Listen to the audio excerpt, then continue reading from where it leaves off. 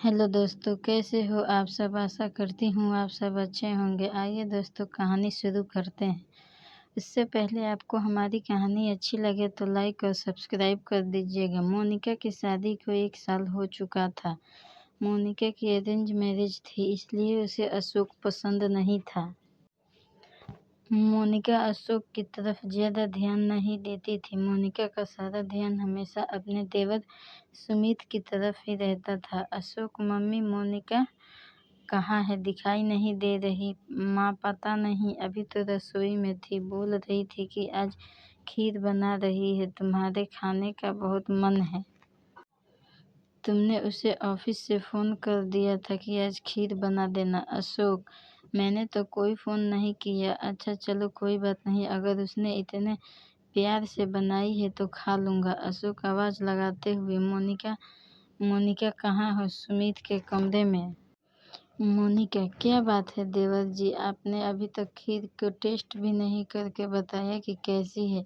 मैंने इतने प्यार से आपके लिए खीर बनाई थी। आपको खीर में किशमिश पसंद है, इसलिए मैंने ढेर सारी डाली है। सुमित, थैंक यू भाभी, आप मेरा कितना ख्याल रखती हो। काश मेरी फ्यूचर वाइफ भी आपके जैसी हो। मोनिका, आप जब इस तरह से मीठी मीठी बातें करते हो ना तो मुझे बहुत क्यूट लगते हो। जी तो करता है आपको गले से लगा लो।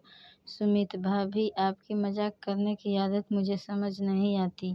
मोनिका बात पलटते हुए, अरे हाँ, मैं तो मजाक कर रही थी। चलो अब आप खीर खाओ।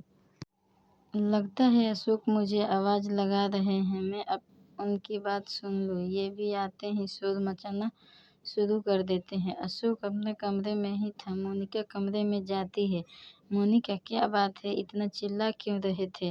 बोलो, क्या काम है? अशोक, बस ऐसे ही, तुमने मेरे लिए खीर बनाई है, ये देखकर मुझे बहुत खुशी हुई, इसलिए तुम्हें थैंक यू बोलने के लिए आवाज़ लगा रहा था।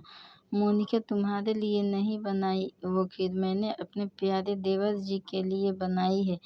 देवर जी को मेरे हाथों की खीर बहुत पसंद है ना, इसीलिए। अशोक, ओह अच्छा अच्छा, चलो ये भी ठीक है। अच्छी बात है, भाभी हो तुम उसकी। अपने देवर की पसंद का ख्याल तुम नहीं रखोगी तो और कौन रखेगा? अशोक इस बात से अनजान था कि मोनिका के मन में आखिर क्या चल रहा है। सुमित के मन में ऐसा कुछ नहीं था। वह तो यही समझता था कि उसकी भाभी वैसे ही उसका ख्याल रखती है, इसीलिए उसने कभी इन बातों पर ध्यान ही नहीं दिया। मोनिका अक्सर सुमित के आसपास घूमती रहती। सास को सारी बात समझ में आ रही थी। एक दिन मोनिका, देवर जी ये देखो, मैं मार्केट गई तो ये शर्ट पसंद आ गई, सोचा अगले हफ्ते आपका जन्मदिन है तो आपके लिए ले आई। ये शर्ट आपके ऊपर बहुत अच्छी लगेगी, चलो अब पहन कर दिखाना, मैं भी तो देखूं मेरे प्यारे देवर जी इस शर्ट में कैसे लगते हैं। माँ मोनिका, बहू तू अशोक के लिए कुछ नहीं लाई? कल उसका भी तो जन्मदिन है ना। मोनिका अपनी सास की बातों को सुनकर घबरा जाती है, क्योंकि सचमुच वो अशोक का जन्मदिन भूल चुकी थी। उसे तो सिर्फ सुमित के जन्मदिन का इंतजार था। वो बात को पलटने लगती है। मोनिका, हाँ हाँ मम्मी जी, मैंने एक शर्ट पसंद की है, शाम को अशोक को अपने साथ ले जाऊंगी तो वो भी एक बार पसंद कर लेंगे, तभी सोच रही थी अब हाथों हाथ खरीद लूंगी। सुमित, थैंक यू भाभी, ये शर्ट मुझे बहुत पसंद आई है। मेरे जन्मदिन का सबसे पहला गिफ्ट आपने ही दिया है। माँ मन में ही सोचती है, मुझे सब पता है बहू, तेरे मन में क्या चल रहा है। मुझे अब इसका हल जल्द ही ढूंढना होगा। दिन ब दिन मोनिका का सुमित से नज़दीकियाँ बढ़ता ही जा रहा है। अगले दिन अशोक का जन्मदिन था। मोनिका तबीयत खराब का बहाना करके कमरे में ही लेटी रही। अशोक के कुछ दोस्त उसे जन्मदिन की बधाई देने आए तो उन्होंने केक वगैरह कटवाया, पर मोनिका उनके सामने भी कमरे से बाहर नहीं आ रही थी। अशोक, मोनिका मेरे फ्रेंड्स जन्मदिन की बधाई देने के लिए आए हैं, उनके लिए चाय स्नैक्स वगैरह का कुछ अरेंजमेंट कर अगर तुम कर देती तो। वो लोग बहुत देर से बैठे हुए हैं, मम्मी रसोई में अकेले इतना नहीं संभाल पाएगी। मोनिका, मेरे सिर में बहुत दर्द है अशोक, और तुम्हें अपना जन्मदिन मनाने की पड़ी है। तुम कैसे हो अशोक? तुम्हें मेरी तबीयत का बिल्कुल भी ख्याल नहीं है अशोक। ओह सॉरी मोनिका, मेरा वो मतलब नहीं था। कोई बात नहीं। आपने अर्चना का फ़ोन क्यों काट दिया? मोनिका, तुम पहले मेरे से बात करो। मैं तुम्हारे आगे पीछे घूमती हूँ, तुम्हारे लिए इतना सब करती हूँ और तुम मेरी तरफ ध्यान देने की जगह जो अभी तक तुम्हारी वाइफ बनी ही नहीं है उस पर ध्यान दे रहे हो। सुमित, मैं आपका बिल्कुल भी मतलब नहीं समझ पा रहा हूँ। आप हटो। मुझे मोनिका से आपने अर्चना से मिलने जाना है।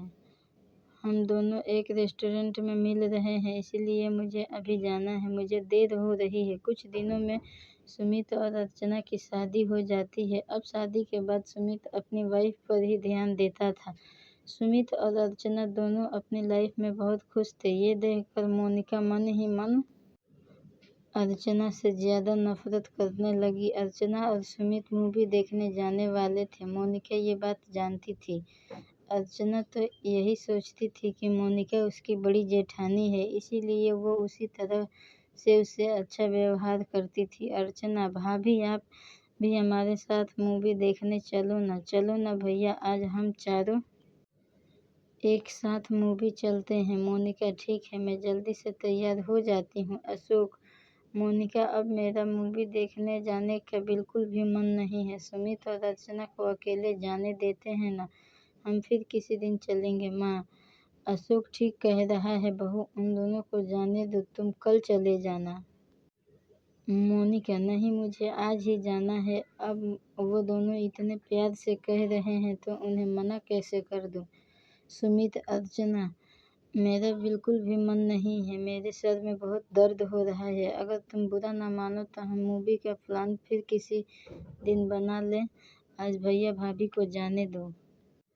अर्चना, अरे तुम्हारे सिर में दर्द है, तुमने मुझे पहले क्यों नहीं बताया? रुको, तुम कमरे में चलो, मैं तुम्हारे माथे पर बाम लगा देती हूँ और गरम गरम अदरक वाली चाय बना लाती हूँ।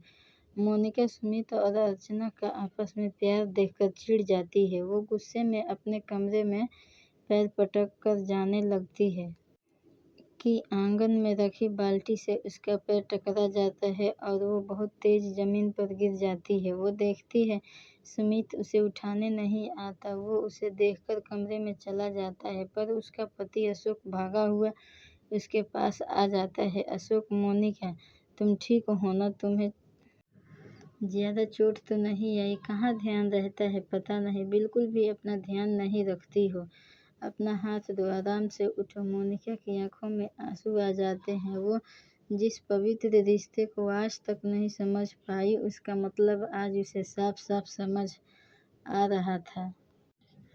वो जान गई कि उसकी असली खुशी उसके पति के साथ ही है। उस दिन से मोनिका ने अपना व्यवहार ठीक कर लिया और अशोक के साथ अपने रिश्ते को मजबूत बनाने की कोशिश करने लगी। तो दोस्तों, कैसी लगी कहानी हमें कमेंट करके बताइए और अच्छी लगी हो तो लाइक और सब्सक्राइब कर दीजिएगा। धन्यवाद।